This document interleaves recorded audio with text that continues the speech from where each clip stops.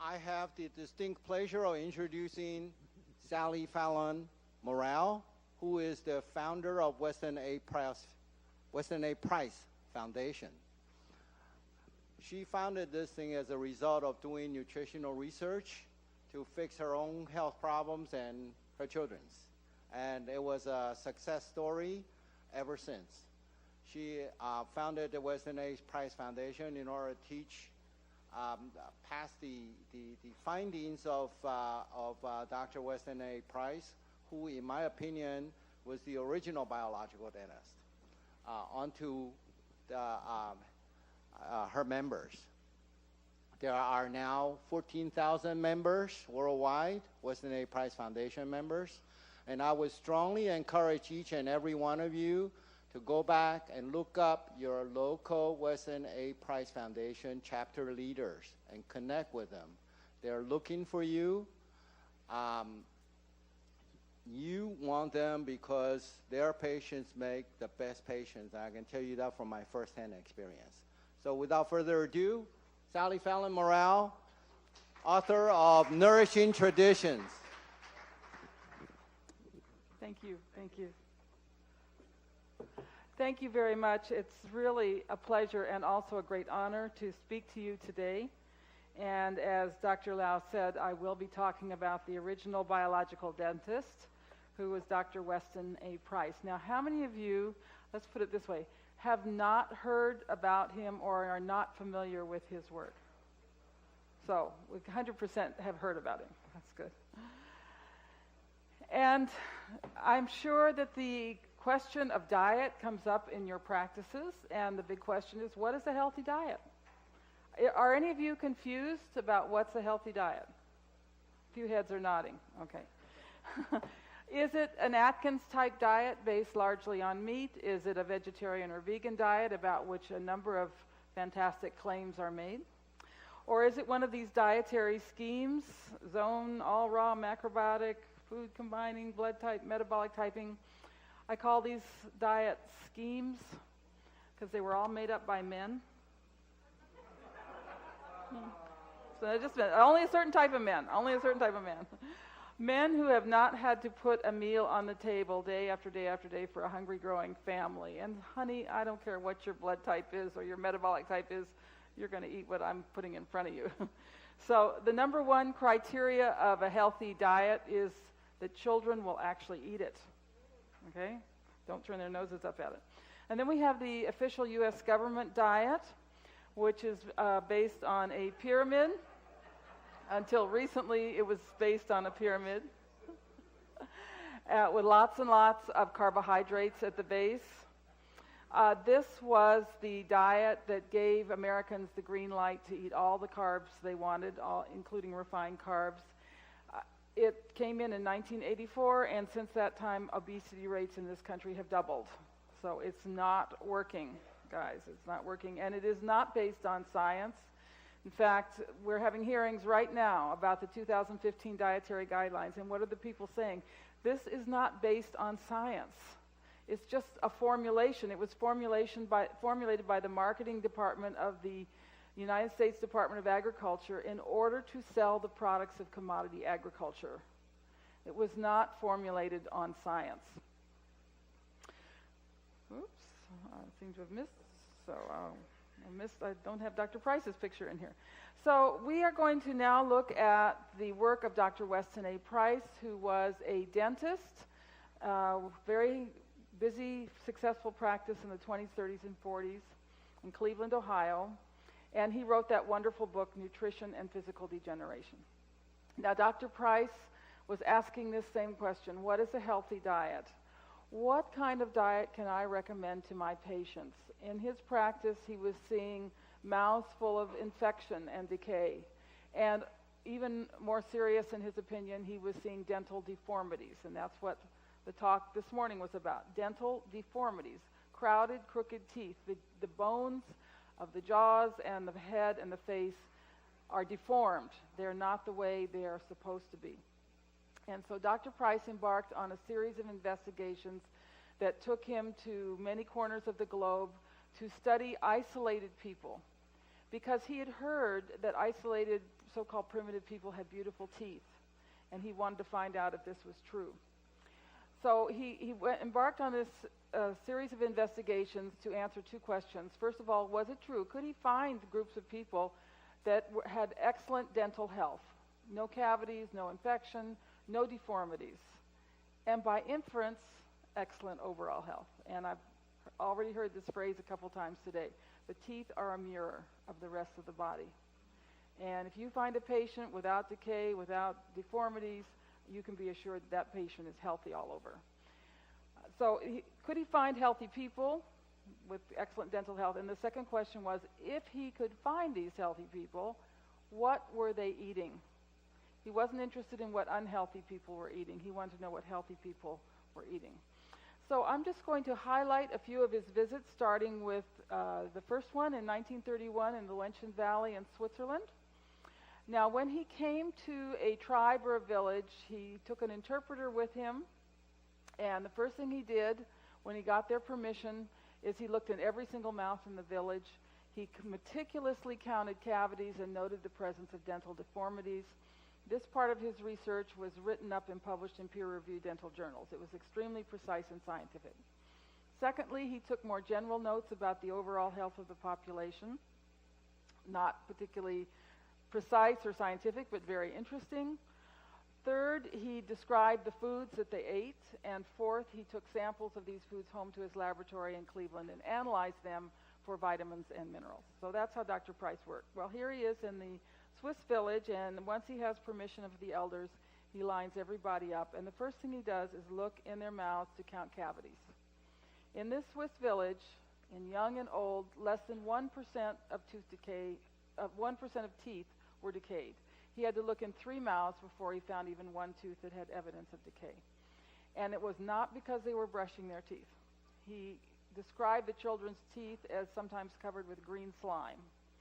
So they were not brushing their teeth. And this very first visit convinced Dr. Price that oral hygiene was not the key to freedom from cavities. Now, I'm not saying that we shouldn't brush our teeth, but that's not what prevents cavities.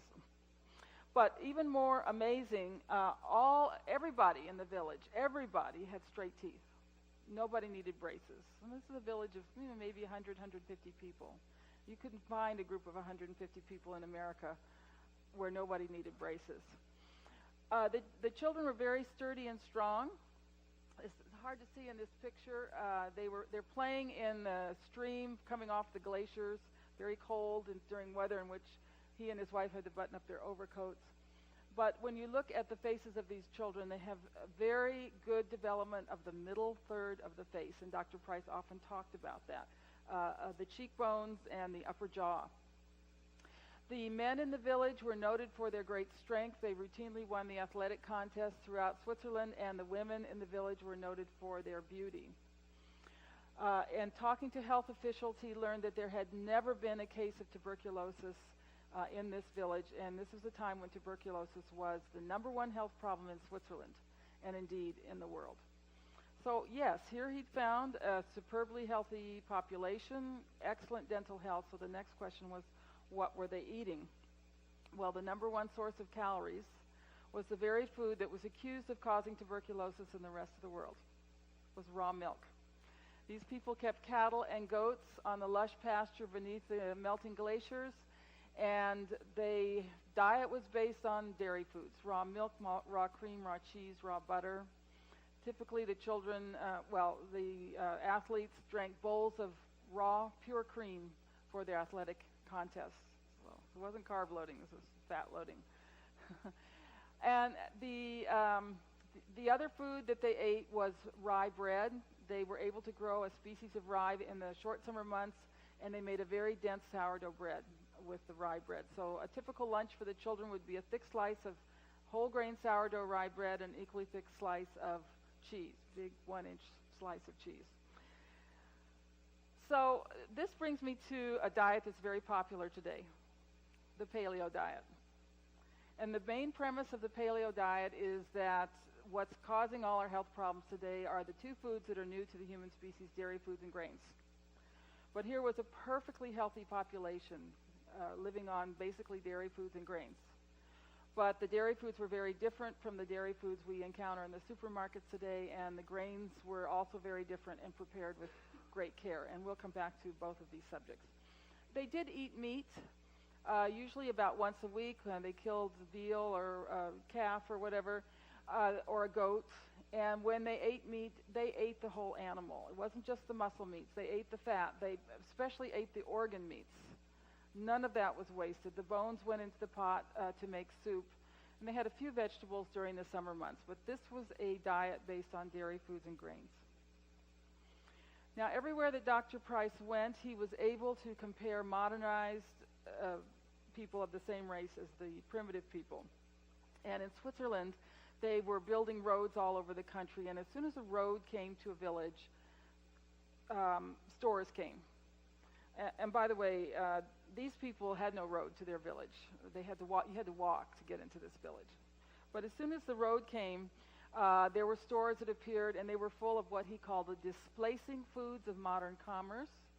So these were foods based on sugar and white flour and something completely new to the human diet, vegetable oils coming in, canned food, condensed milk. So all of their traditional foods were displaced. They were pushed out by these foods of modern commerce. The very first effect of that was tooth decay. And in this particular village, 1 tooth in 3 was decayed in young and old. But of more concern to Dr. Price was the fact that the children who were born after the parents changed their diet, after the parents began to eat the displacing foods of modern commerce, they had dental deformities. Their palates were not as large. There was crowding in the teeth, overbites, underbites, exactly the same things that you're seeing in your practices today. These photographs were taken. Oh, one more thing let me just say about the Swiss.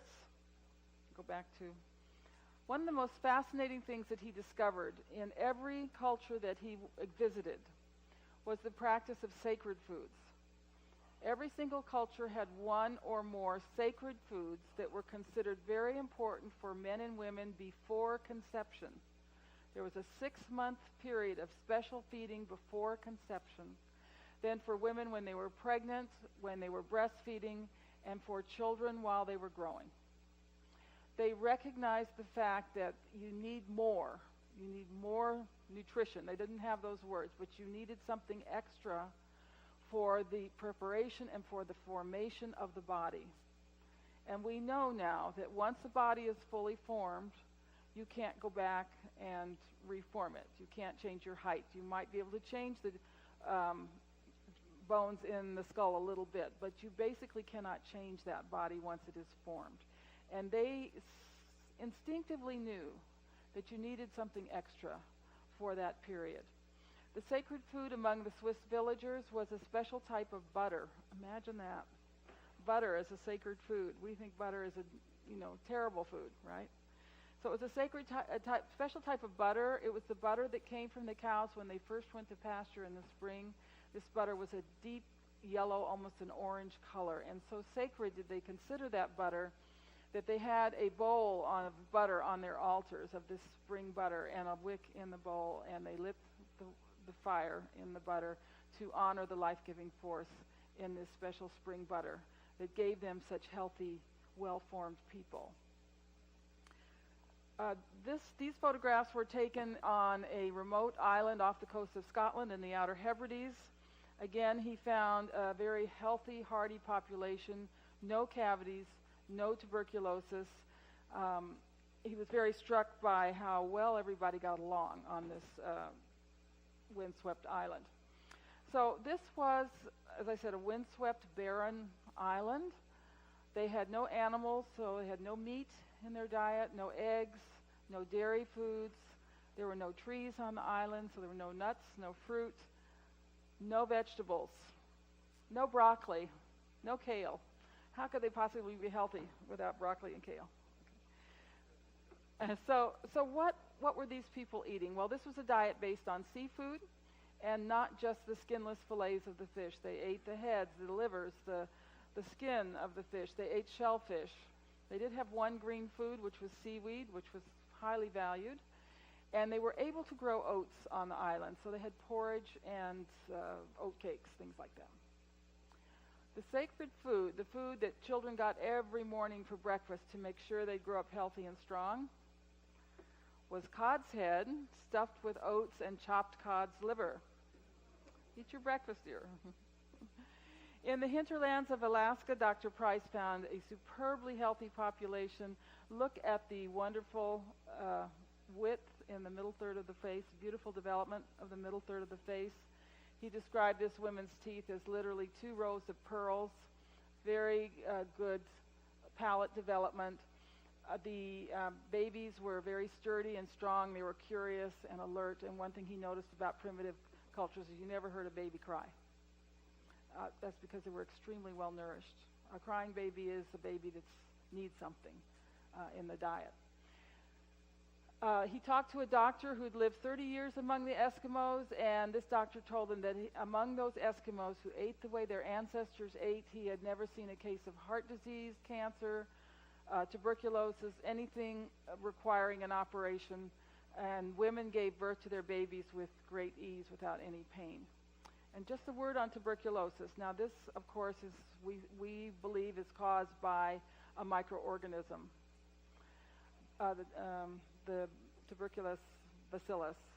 Dr. Price did not think it was caused by a microorganism. He thought that the cause of tuberculosis was the same cause that caused the narrowing of the face and the crowding of the teeth. A malformation of the lungs. And that malformation of the lungs led to decay, just like a necrosis in the lungs, and then the bacteria were there to clean up the debris. He was way, way ahead of his time in this thinking.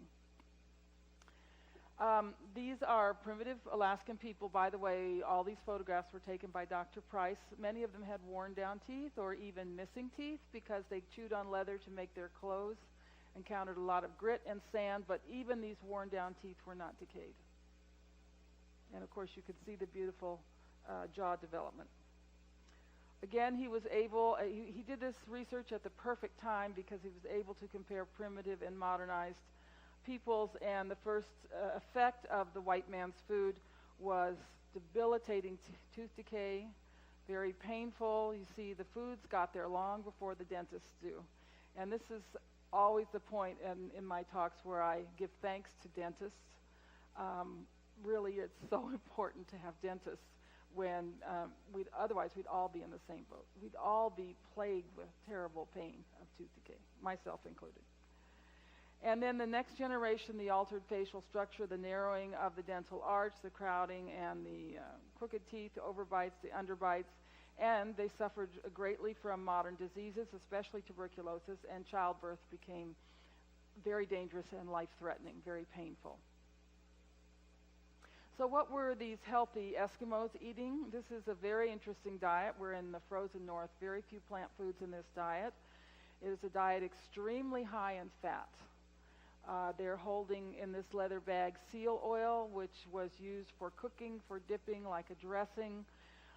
They actually had a food combining rule, which was that they never ate lean meat.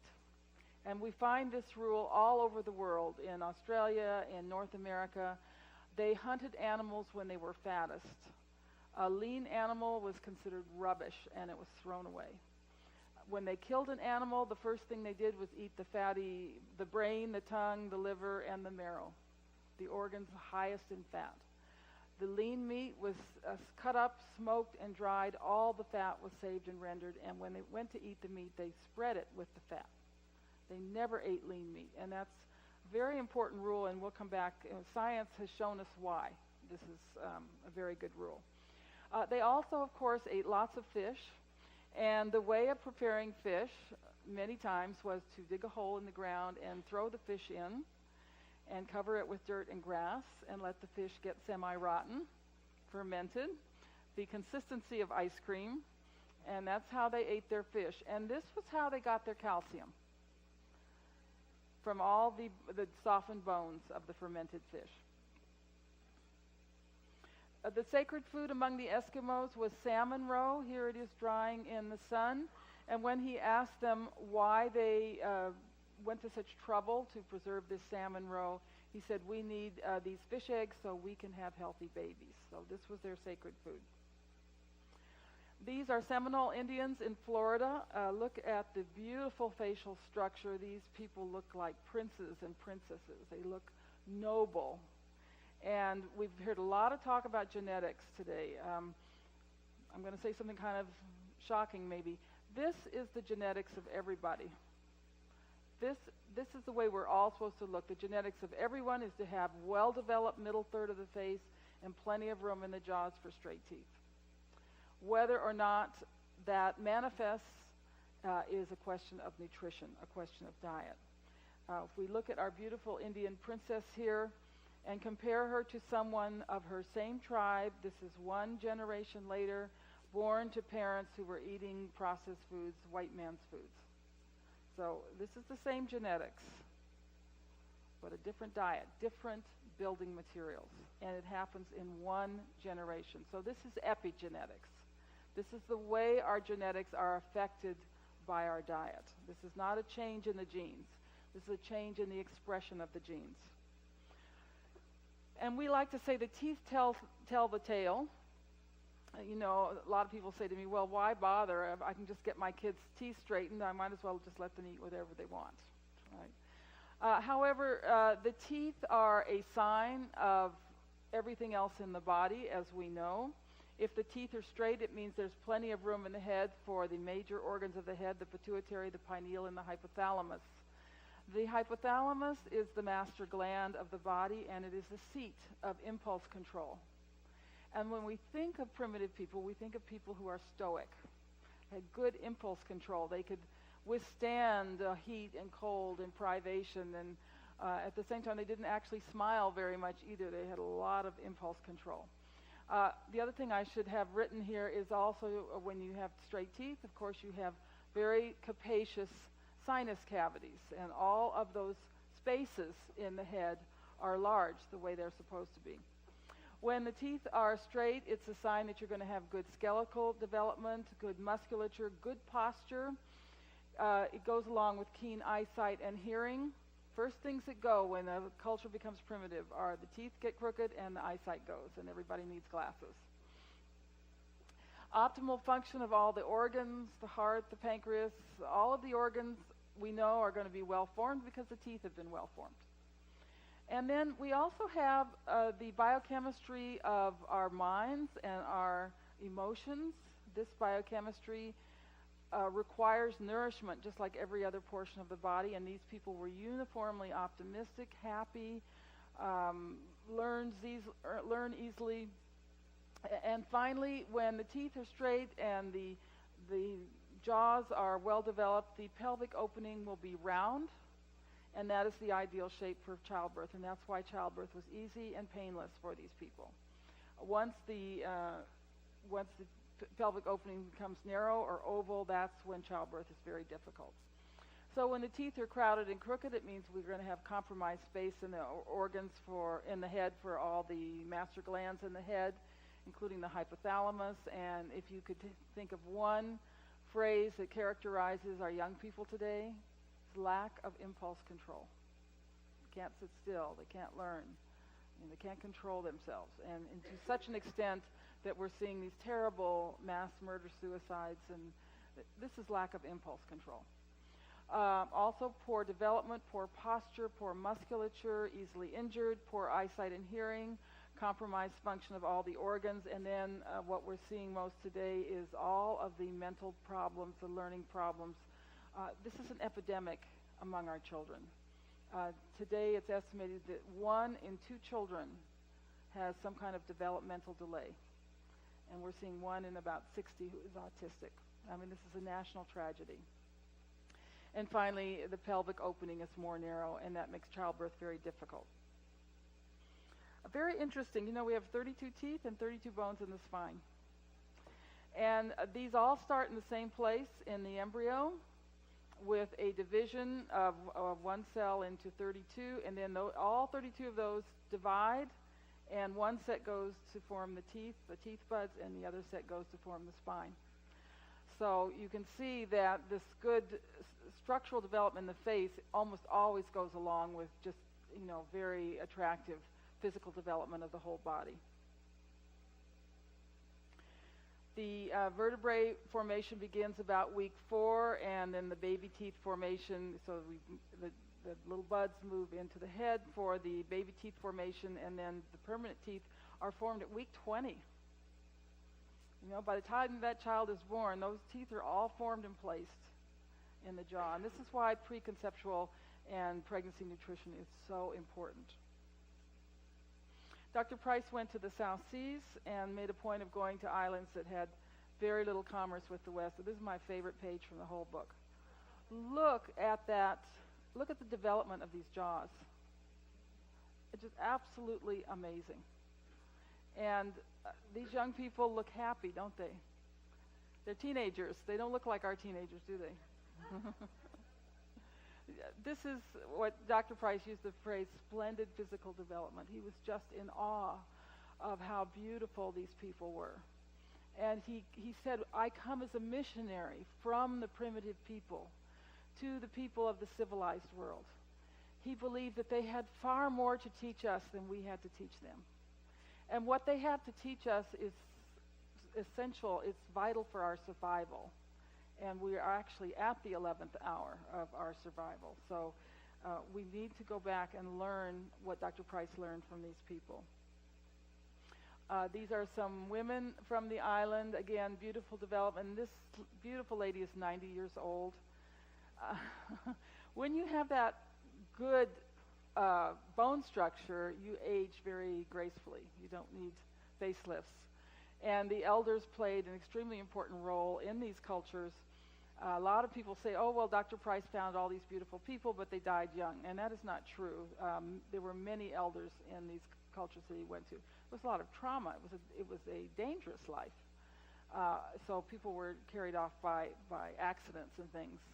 But there were, again, plenty of elders in these communities.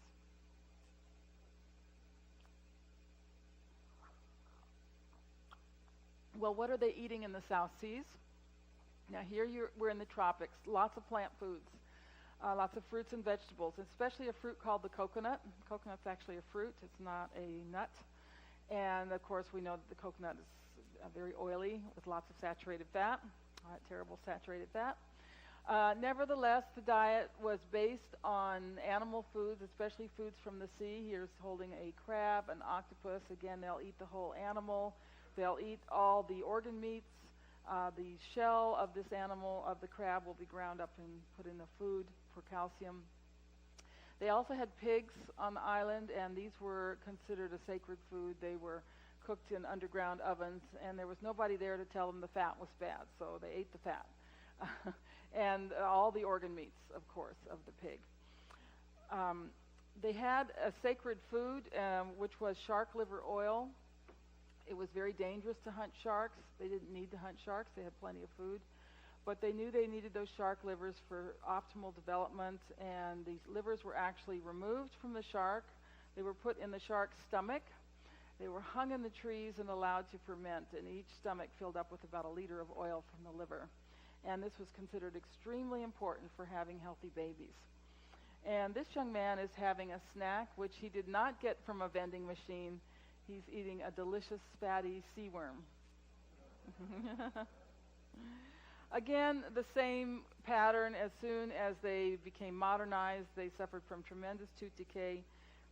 And then in the next generation, the narrowed face, the altered facial structure, and those beautiful smiles have disappeared as well.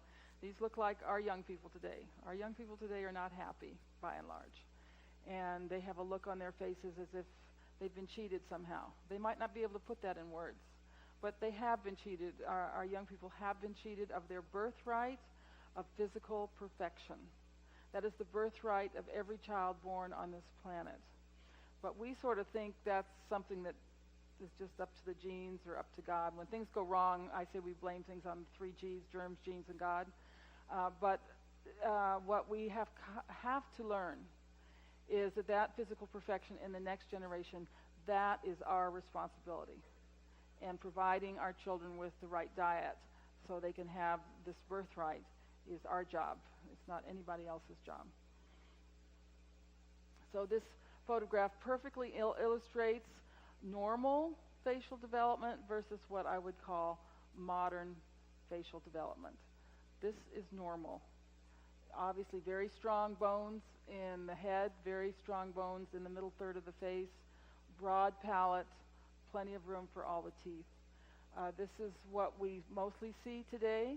The facial bones are obviously not as strong. It almost looks like, as a kind of adaptation, the face is hanging from the skull rather than supporting itself. So here are dental casts. These were taken by Dr. Price. This is a primitive adult. This is a modern American adult. You can see the difference in size. This is beauty, strength, order. This is the natural, this is the genetics of everybody. Here we have weakness, chaos, what Dr. Price called physical degeneration. And we know from animal studies that if you give the wrong diet to whatever species of animal it is, and every animal requires a different type of diet, you will start to get this in the next generations. Francis Pottinger did this with cats. And with each generation of cats on a deficient diet, they got a more narrowing of the face, weaker bones. They developed modern diseases. They developed psychological diseases. The females became aggressive. The males became docile. They didn't live harmoniously together. And then after 3 generations on this diet, there were no more cats. Either the young did not reach adulthood or the adults did not breed. And that's where we are today. We're in the 11th hour today. We have a population that is experiencing more and more infertility. And this generation that's children now are just plagued with health problems, many of which will kill them before they reach adulthood. So we really are in a very serious situation, and that's what motivates us at the Weston A. Price Foundation, because there's things you can do. There's things you can do. I always include some architectural drawings because the principle of building a healthy body or building a healthy building arch is the same. You need strong building materials to build a wide arch that's going to stand up and be strong, and that's the same with the dental arch and the whole body. So these are the types of deformities that the orthodontists are seeing today. It's rare for a child to be born in America that doesn't need braces, with one exception, and those are the children who are born to Weston Price members who follow our guidelines. I can tell you that they work. I had one of your members here come up to me today and he said, in my practice, these children who are born to Weston Price parents who follow your guidelines, their teeth are perfect. They have beautiful wide palates and they have no decay. So it can be done. So what causes dental deformities? Well, there's lots of theories. The main one, I think, is genetics. Very often the dentist will say, oh, your kids have crowded teeth. It's just your genes. Just you have bad genes. The theory in Dr. Price's day was that this was caused by race mixing. And they said this was a, degeneration because of race mixing. And Dr. Price was very quick to point out that he had found young people with perfect dental arches where the parents were mixed race who were following the traditional diet. And he had found young people with crowded teeth whose parents were the same race, but who'd changed their diet. So he very bravely spoke out against this theory. Another theory is thumb sucking. Honestly, I do not see how thumb sucking can cause all of that. Okay. The theory that's most prevalent today, and the people say this with a straight face, is that this is caused by eating soft food. This is what they've, especially in England, there's a whole group of orthodontists there, and they truly believe that if you could eat hard food, you'd have straight teeth. But the real cause is poor prenatal and postnatal nutrition. Poor nutrition during the period of growth and formation of the body. So we seen this slide before, right? The first bone that is affected by poor nutrition is the maxilla, the upper jawbone. And almost every other bone in the skull touches on the maxilla. And it is the maxilla that determines the width of the middle face, whether that face will be broad or narrow. And it is also the bone that determines the shape of the upper jaw, and also has to do with the shape of the lower jaw. But the mandible is the second bone affected by poor nutrition. So I'd like to conclude this kind of lengthy introduction with a few photographs of my own. This woman was born in America in the 1920s in the South, and she did not have to eat sea worms or cod's head stuffed with chopped cod's liver to get this beautiful facial structure. She ate a diet that we can all embrace, starting with whole raw Jersey milk. She lived next to a dairy. They had real creamy raw milk every day, lots of butter and cream in their diet. They never had any fruit if it didn't have whipped cream on it. Shellfish, lots of crab, and fish eggs was a part of their diet. The shad roe that was in the spring, that was always eaten. Meat, and especially liver. Back in those days, the doctors told moms to serve liver once a week to prevent anemia. But we now know that liver is important for many other reasons, and particularly for facial structure. Lots of broth. We'll talk about that. Fruits and vegetables. And another food that's pretty much disappeared, but almost every American child got up to the Second World War, and that was cod liver oil. They gave them cod liver oil because studies had shown that it protected them from infectious disease like measles. But they also came to recognize that cod liver oil was a very important food for facial structure. Now, this is the type of beauty we see in all those old black and white movies. It's disappeared. We just don't see faces like this anymore. And these children in a Central American village, probably very poor. We might call these children deprived, but they have the greatest gift that any individual can have, and that's perfect physical development. You might even say that this is a plant-based diet based on rice and beans, but typically they will have raw goat milk, seafood. When they kill an animal, they eat every bit of that animal, including the organ meats. A lot of these cultures eat insects, which is a particularly nutrient-dense food. Cheese, again, we're going to see why cheese is so important in the Western diet. Modern children, by contrast, tend to have narrow faces. Almost all of them need braces to straighten their teeth. They're plagued with asthma, allergies, skin problems, learning disorders, depression, and even diseases we associate with adults, such as arthritis and cancer. Cancer is the #1 killer of children today. There is hope. Here are some beautiful babies who were born to parents who followed our dietary advice. And not only are these babies strong and healthy with good physical development, but they're cheerful. They hardly ever cry. They're smart. They grow normally. They meet all their milestones. And just want to point out, this is a baby who's probably you can tell that baby has extremely good physical development, facial development, before it's ever eaten any hard food, just milk.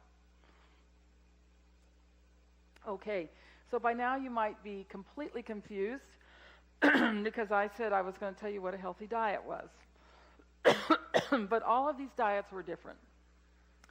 Some had a lot of plant foods, some didn't. Some were high carb, some were low carb. Some had dairy, some had grains. So how do we make sense of all this? And so what we've done in the Weston A. Price Foundation, and what Dr. Price did also, was try to pinpoint the principles, the underlying characteristics of these healthy traditional diets. And that's what I'm going to go through with you today, probably more quickly than I normally do. I'm a little constrained on time. Okay, so the first principle, there were no refined or denatured foods in these diets. The list was rather short in Dr. Price's day. White sugar, white flour. I can't stress enough, these vegetable oils, these industrial seed oils, first coming into the marketplace, canned foods, condensed milk. A much longer list today. We not only have refined sugar, but we have high fructose corn syrup. And one of the things that high fructose corn syrup does is interfere with collagen development in children. And this is why you're seeing, I'm sure we have some chiropractors here, these children are so difficult to adjust and to keep in their adjustment. You can adjust them, but 5 minutes later they're out of adjustment again because the collagen, the tendons and everything in the body just are not well developed. White flour is empty calories. Pasteurized milk and skim and low-fat milk are not whole foods. They're foods in which valuable components have been destroyed by processing or deliberately taken out. Dehydrogenated fats and refined vegetable oils, not only are they very dangerous for us, but they also push out the animal fats that we used to eat. I'm very concerned about protein powders, and we'll talk about why they are so dangerous. And finally, all of the additives and artificial sweeteners in the diet. It's a witch's brew, as I'm sure you realize. One of Dr. Price's most famous sayings was, "Life in its fullness is Mother Nature obeyed." Unlike other scientists who thought they could outsmart Mother Nature, even today, that's the feeling. We can outsmart Mother Nature. We can just put artificial vitamins in these foods and everybody will be fine. This is the only way we can feed the world anyway. That's what they say. Or we're going to make better seeds by genetic engineering. We're going to outsmart Mother Nature. But Dr. Price understood that Mother Nature bats last and that the only way to lead a full life is to understand these rules, the rules of nutrition, and obey them. And then we are really free. Then we're really living a full life. Second principle, and this was Dr. Price's greatest disappointment. Every diet contained animal products. There were no vegan or vegetarian diets. He had hoped to find one. He had to admit that all of these cultures ate animal foods and went to a lot of danger, through a lot of danger and risk to obtain many of them. First and foremost, in his opinion, was fish and shellfish. Not only did Dr. Price look at living people, but he always asked to see the skulls of the ancestors. And he had calipers with him, and he measured the thickness of the skulls with his calipers. And what he found was that the thickest skulls were those of people who ate fish and shellfish. It's a good thing to have a thick skull for many reasons. And not just the skinless fillets, but the organs, the oil, the bones, the heads. He found the best bone structure among those eating seafood. Many cultures ate birds, chicken, ducks, geese, etc., and not the skinless breasts. They wanted the skin, the fat, the organs. The livers of the ducks and geese were particularly prized and considered sacred. Many cultures ate red meat, beef, goat, sheep, game, etc., again with the organ meats and the fat preferred. I can't stress enough, one of the first things they always ate was the marrow. They just smashed the bone and the rope of marrow came out. That marrow is 90% fat. Milk and milk products in some cultures, which were either raw or cultured and never pasteurized and always full fat. Eggs from pastured chickens or birds outside, and many cultures ate reptiles and insects. These are not part of our diet, and I'm not telling you you have to eat these products, but we have to recognize that they were very important foods in other cultures. So there's certain nutrients that are found only in animal foods, starting with vitamins A and D, which we'll talk about in more detail. Cholesterol is actually a nutrient for the growing child. The children cannot make enough cholesterol for the formation of the brain and for the formation of the second brain. What's the second brain?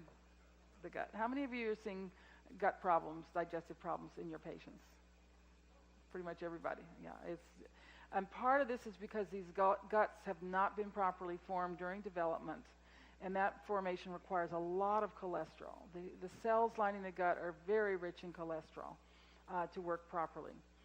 B12, a critical vitamin we get from animal foods, and certain types of fatty acids, which we don't have time to go into, but I'm sure you recognize them: arachidonic acid, EPA, and DHA. The arachidonic acid we get from meat fats, the EPA and DHA we get from seafoods and organ meats, and we need both of these. They need to balance each other. Now, there are many nutrients that we can get from plant foods, but are far more easily absorbed from the animal foods, starting with calcium. Now, I think we understand that we need calcium. We need to be able to absorb that calcium for good, healthy teeth. There really were only two sources of calcium in traditional diets. One was raw dairy foods, and the other was bones. So if they didn't have dairy foods, they used a lot of bones. We think of the fermented fish for the Eskimos, or they would grind up the bones of little birds and things, or they would cook those bones and crush them up to get the calcium. And then many other nutrients, B6, magnesium, iron, zinc, copper. They're in the plant foods, but they're much more difficult to absorb from the plant foods and much more available from the animal foods. Calcium, for example, Dr. Price found that the primitive people got at least 1,500 milligrams of calcium per day. Government recommendations fall short of that. And how do we get 1,500 milligrams of calcium per day? Well, 5 cups of whole milk, 7 to 8 ounces of cheese, and you see that's 800 to 900 calories. But if you want to get it from carrots, you can get calcium from carrots. You need about 40 carrots to get 1,500 milligrams of calcium. A lot of people do get their calcium from ice cream. You need 5 cups of ice cream. That's 2,300 calories. Or cupcakes. Or you can get it from almonds. Almonds are a great source of calcium. 4.5 cups of almonds. Think you could eat that many almonds every day? That's 4,000 calories, or 78 slices of whole wheat bread. So this is what we mean by nutrient dense. You can get that calcium for far fewer calories from dairy foods. And in the West, we do not eat bones. We do not crush up bones. Really, the best source for growing children is the dairy foods, and we'll come back to this. What about, vegetarian diets? A recent study kind of summarized it was like a review study. There was more cancer, more allergies, more mental illness, more health care, poor quality of life among vegetarians and vegans, and almost invariably more tooth decay. I had a dentist come up to me after a talk a few years ago, and he said, in 1 year, I had 9 babies brought into my practice. Every one of them had all their teeth coming in rotten. And all 9 of them were fully breastfed. They were fully breastfed by vegetarian mothers. One of the mothers was head of La Leche League for that particular town, but she was a vegetarian. It was just for some reason, they were not absorbing and using the calcium properly in these diets. Well, what about claims of all these wonderful successes from vegetarianism? Here are the major writers: Ornish, Esselin, McDougall, Barnard, Furman. They say don't minimize the animal foods or don't eat it all, but they also say no vegetable oils, every one of them. No vegetable oils, no margarine, and no sugar or processed food. So you can do pretty well for a while on this kind of diet. Your health may certainly improve, but this is not an adequate diet for creating children. You absolutely need the animal foods to have healthy children. Okay, this is the most important principle of Dr. Price, and it's the principle of nutrient density. So he took these foods home to his laboratory for analysis, and what he found was that these diets were extremely rich in minerals. They had 4 times more minerals than the American diet of his day. But even more surprising was the very high levels of fat-soluble vitamins. They were 10 times higher in these primitive diets than the American diet of his day. So I'm going to focus now on these fat-soluble vitamins because it is really the crux of what we do and the part that seems so foreign to us in the Western world. So there were 3 vitamins. We'll start with vitamins A and D. Where do we get these vitamins, A and D? We get them from certain types of seafood, such as fish eggs, fish livers, fish liver oil, like cod liver oil, fish heads. How many of you eat fish heads? Well, Dr. Lau here, yes, he knows. Yeah. Very, very healthy food. Highest vitamin A food you can find. Shellfish, oily fish, like sardines, and sea mammals, especially the seal. The seal oil was the highest vitamin A food that he ever tested. And they were eating it by the cupfuls.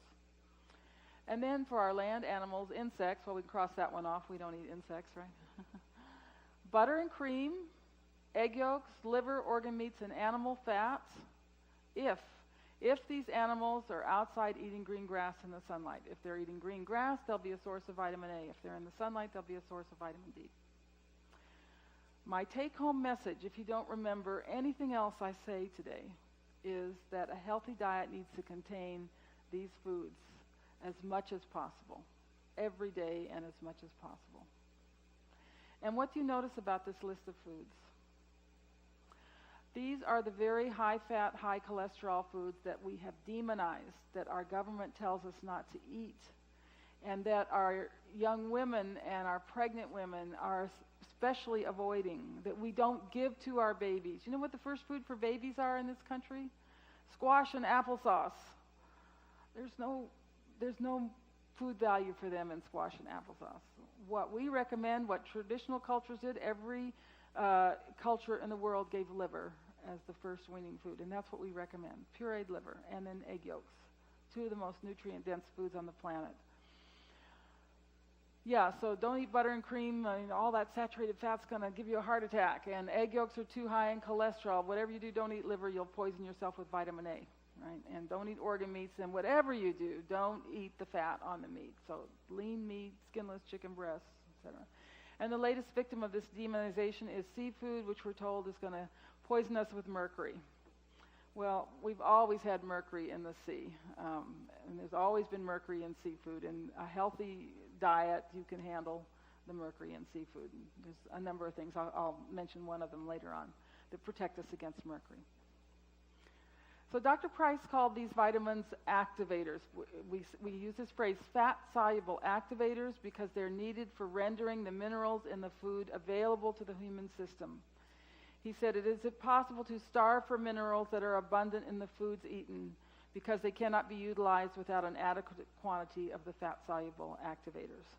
So if we think of the body as a house or a temple, and we want to build a strong house, you need both. The mortar is the activators, and the bricks are the minerals. You need bricks and mortar to build a strong house.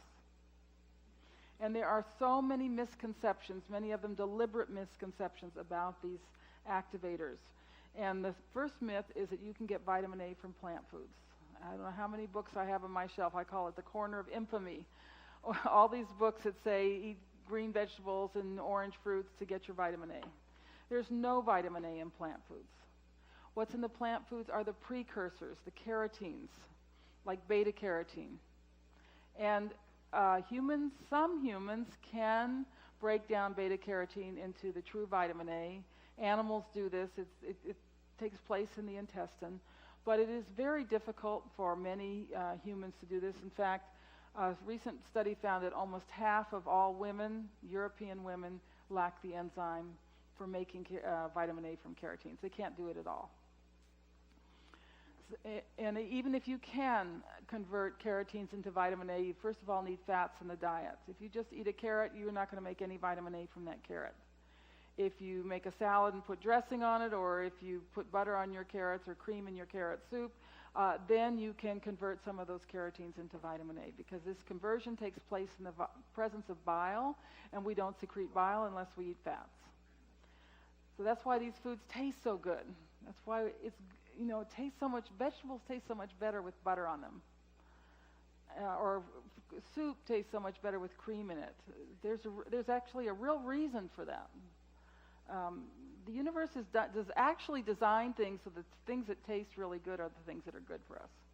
It's hard to believe, but it's true. Thyroid hormone is involved, a number of enzymes, and vitamin E. It is a difficult conversion, and it is an impossible conversion for babies and children. Babies and children do not have this enzyme system online yet, and they need more as vitamin A as a function of body weight than adults. One, because they can't make it, and two, because they're growing, and we need vitamin A for growth. So again, this is why you don't give squash to babies. You give them liver, you give them egg yolks, you give them butter and cream. If you do give them vegetables, you mix them with butter and cream so they get these fat-soluble activators. Diabetics also cannot make this conversion. And what kind of diet do we put diabetics on? You know, high carb, low fat diet. It's the worst thing you can do for a diabetic. A diabetic needs lots of vitamin A. A diabetic needs liver, cod liver oil, butter, cream, egg yolks. It's interesting that the side effects of diabetes, what are they? They are retina problems, healing problems, and kidney problems. And these are all problems of vitamin A deficiency. I'm not saying that feeding vitamin A can cure a diabetic, but it will protect him against the side effects that are so often come with diabetes. And there are many other conditions that make this conversion difficult or impossible, including exposure to pesticides and toxins. When we're exposed to pesticides and toxins, we need more vitamin A because the pesticides and toxins interfere with the vitamin A pathways. So even under optimal conditions, plant sources of carotene cannot supply sufficient vitamin A for optimal health. Vitamin A is critical for so many processes in the body. Not only do we need vitamin A to assimilate calcium, to put calcium in the teeth and the bones where it belongs, but we also need vitamin A for protein assimilation. You cannot use protein without vitamin A. So what happens if we eat lean meat, skinless chicken breasts, egg whites without the yolks, skim milk, or take a protein powder? The body says, protein. I need vitamin A to use this protein. So what your body does when you take in a lot of protein is it goes to the liver where vitamin A is stored and takes the vitamin A from the liver so it can use that protein. And the quickest way to deplete yourself of this critical nutrient is to eat a high-protein, low-fat diet, which is, of course, what we're being told to do in things like the paleo diet, or all of these protein powders. You can get your protein intake up to 40-45% of calories with these protein powders. Very, very dangerous. And traditional cultures understood this principle. They didn't know the science, but they understood the principle. The challenge in the Western diet is not protein. We have plenty of protein. It's easy to fulfill our requirements for protein in the Western diet. The challenge is getting the right fats and the fat-soluble activators. Vitamin A is critical for growth and the prevention of birth defects. Now, today we know a lot about the development of the embryo and the fetus, and that development is really the transformation of stem cells into the different types of cells in the body. And the first transformation it takes, the stem cells in the embryo get a signal, and they become heart cells.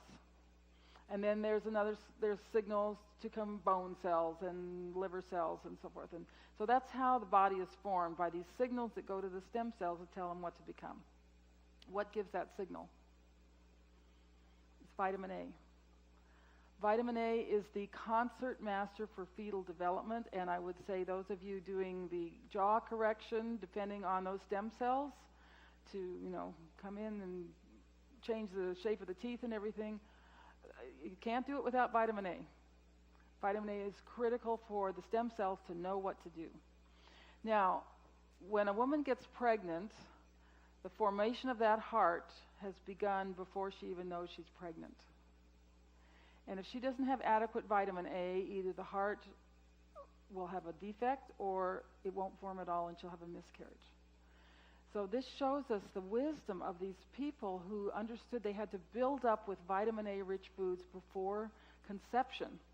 Because as soon as that child is conceived, you get this process going on of the stem cells being formed into various organs. And that absolutely requires vitamin A. We need vitamin A for the endocrine system. You can't make thyroid hormones without vitamin A. You can't make immune system hormones without vitamin A.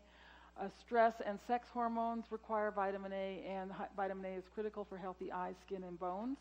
We think of vitamin D for the bones, but we need vitamin A for the bones as well. Now, cholesterol we call the mother of all hormones. Did you know that all the sex hormones are made out of cholesterol? Good, good. Very well-educated audience. So you wouldn't want to lower your cholesterol, would you? What might you expect if you lowered your cholesterol? Loss of libido, erectile dysfunction, Okay, so all of these are made of cholesterol, and each of these arrows is a conversion process that requires vitamin A. You cannot make sex hormones without vitamin A. And then all of these hormones over here made by the adrenal cortex that regulate minerals, glucose levels, blood pressure, and that are critical for healing and dealing with stress. Again, they're made out of cholesterol, and they require vitamin A to be made. So all of these critical hormones are absolutely dependent on vitamin A. Vitamin A is depleted by stress. Why? Because we need vitamin A to make stress hormones. Nobody here is ever under any stress, though, right? So we don't have to worry about that one. You know, if you have good vitamin A status, stress is exhilarating. You would be bored without stress. Stress is what makes life a challenge and fun and so forth. If you don't have good vitamin A status, every little thing is stressful. Every tiny little thing bothers you. Too much protein depletes vitamin A, cold weather, fever and illness. Now, it is very important for children as they grow to have fevers, and it's important to let them have fevers. These fevers kind of jumpstart the immune system. When a child has a fever when it's young, he's got protection against cancer later in life. But fevers deplete vitamin A, and this is why sometimes a child with a very high fever will end up with seizures or blindness. So when you're taking care of a child with a fever, you don't lower that fever, but you give them smoothies made with egg yolks and cream. You give them their cod liver oil. You make a little chicken liver pate or something for them. Make sure that they're getting plenty of vitamin A. And finally, exposure to toxins. If you work at a hairdresser, a print shop, or if the farmer next door to you is spraying pesticides, you need more vitamin A. Vitamin A is our #1 protection against toxins. Okay, you know what? Before we go to vitamin D, we've gone an hour. Let's just take a 1-minute stretch break. This is not a bathroom break because I'll never get you back. But it's not. You can't leave where you are. But let's just stand up and stretch.